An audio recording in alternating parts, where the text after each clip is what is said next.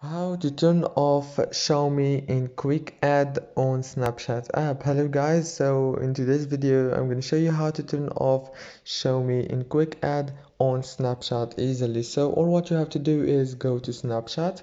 Now this is the home page. Go to the top corner, click on your avatar like this, and now click here in the top again on your settings, and it will take you to this page. Here you will find many options. All what you have to do is just scroll down and down until you find See Me in Quick Add like this. Click on it.